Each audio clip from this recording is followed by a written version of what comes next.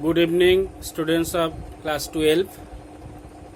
Now we will begin our journey with the prose piece The Ice Habit. The Ice Habit is written by Ruskin Bond, who is an Indian author of British origin. He was born in Kasauli in Himachal Pradesh. Kasauli is a small and beautiful hill town. Ruskin Bond was an author of children's books and many stories. He was awarded many awards like Sahitya Academy Award, Padma Shri and Padma Bhushan. The Ice Habit is a short story. In this story, eye means the eye of our mind or perception. Let us go through the text. The text is narrated in the first person. The author is the narrator here.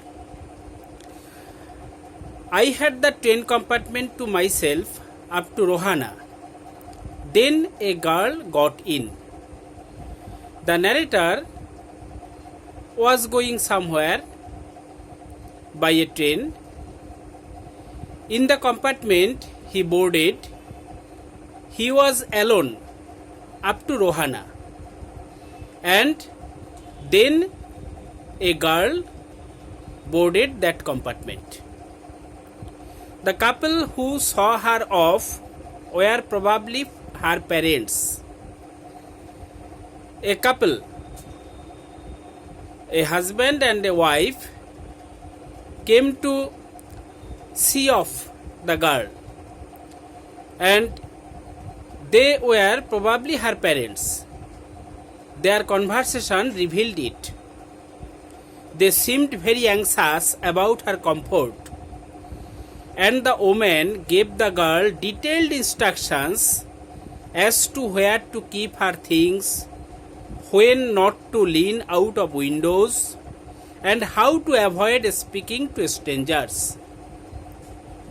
The girl was a matured girl, an adult, but the woman gave her some instructions about her journey so that the journey could become a comfortable journey and the girl could avoid all kinds of nuisance. So it is natural that the lady was the girl's mother and the man who came with her was probably her father. They called their goodbyes and the train pulled out of the station. Then they bid goodbye to each other and the train began to move. As I was totally blind at that time, my eyes sensitive only to light and darkness, I was unable to tell what the girl looked like. At that time I was totally blind. I could perceive only light. I could perceive whether it was day or it was night, but I could not see anything. So I could not understand whether the girl looked beautiful or not. But I knew she wore slippers from the way they slapped against her heels. But I understood that she wore slippers. I understood it from the sound they made against her heels. It would take me some time to discover something about her looks, and perhaps I never would. As I was blind, I could not see anything, so it would take some time to know something about the girl. But I liked the sound of her voice and even the sound of her slippers. But I heard the sound of her voice when she bade goodbye to her parents. That voice was liked by me, and I even liked the sound of her slippers. Are you going all the way to Dera? I asked the girl if she was going up to Dera. Dera means Dehradun. It was a Dehradun bound train. Dehradun was the terminal station. I must have been sitting in a dark corner because my voice startled her. I thought then that I was sitting in a dark corner because my voice startled or surprised the girl. It meant that the girl did not notice me. So my sudden voice startled her. She gave a little exclamation and said, I didn't know anyone else was here. Then she said that she did not notice me. Well, it often happens that people with good eyesight fail to see what is right in front of them. We see many things before our eyes, but we cannot notice all of them. We fail to notice many of them. It is natural.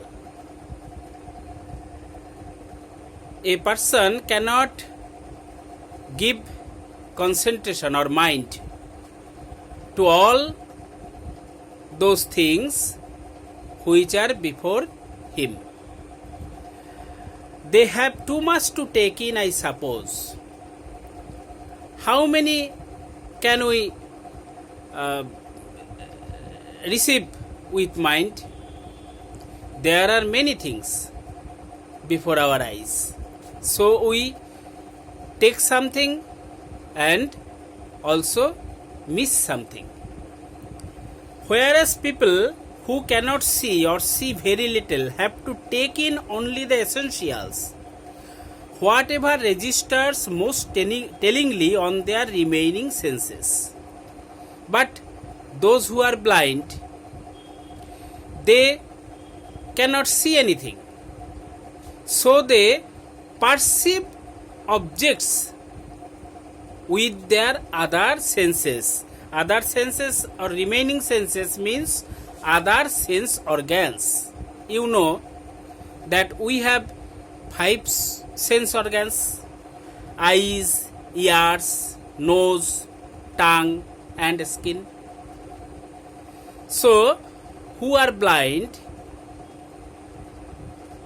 they have only 4 sense organs. They cannot see, so they perceive objects with their remaining 4 sense organs. I didn't see you either, I said, but I heard you come in. Then I said that I also failed to notice her. I also did not see her, but I heard her voice. I wondered if I would be able to prevent her from discovering that I was blind. The narrator did not want to show his blindness to others. He always tried to conceal his blindness. So he wondered whether he could be able to hide his blindness from the girl. Provided I keep to my seat, I thought it shouldn't be too difficult. So, if he sits in the same place, if he remains motionless, it would not be much difficult to hide his blindness. The girl said, I am getting off at Saharanpur. The narrator questioned her whether she was going up to Dehradun. Now she replied that she was going up to Saharanpur. My aunt is meeting me there. There, the girl's aunt will come to receive her. Then I had better not to get too familiar, I replied. The narrator replied it jokingly. Ants are usually formidable creatures. Formidable means terrible.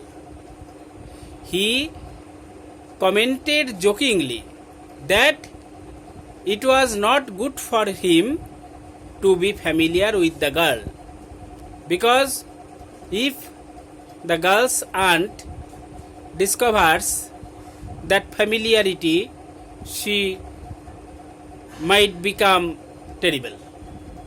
She might become angry. Where are you going? She asked. Then the girl asked the narrator where he was going. To Dera and then to Mussoorie. The narrator was actually going to Mussoorie, but the train does not go up to Mussoorie. Mussoorie is a hill station. Dera is the terminal station, and from there one has to take a car to go to Mussoorie. Train does not go to that hill station. Oh, how lucky you are! I wish I were going to Mussoorie. I love the hills, especially in October. Then the girl commented that the narrator was very lucky that he was going to Mussoorie, because Mussoorie is a very beautiful hill station. Like Darjeeling, it is also called the Queen of Hills. Very beautiful hill station. It looks the most beautiful in October.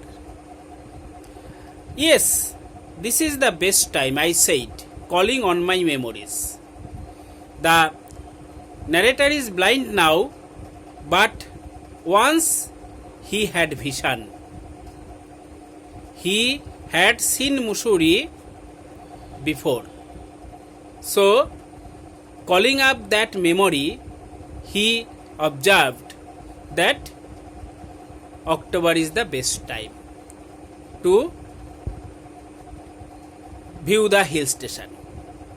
The hills are covered with wild dahlias. Dahlia is a kind of flower. And the sun is delicious.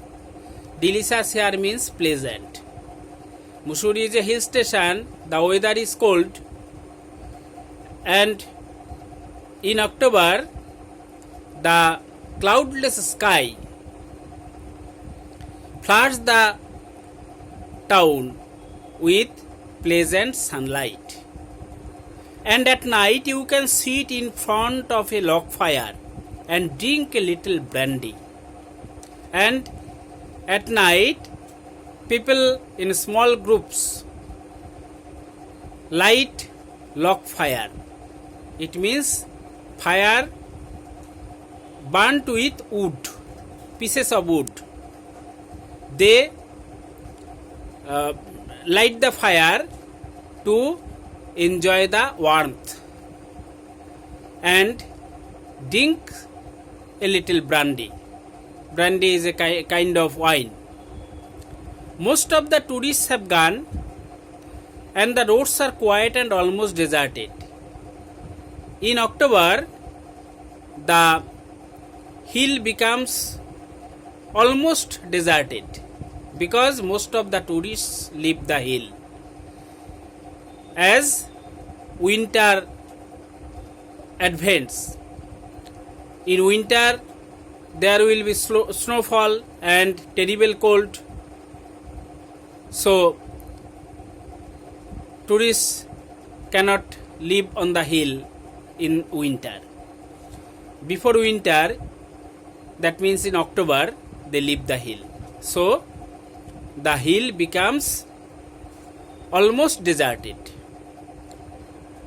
Yes, October is the best time. So October is the best time to enjoy the view of a hill like Mussoorie. It was observed by the narrator. So for today, October is the best time. It is our terminal. We stop here and we will proceed further in the next class. Good night.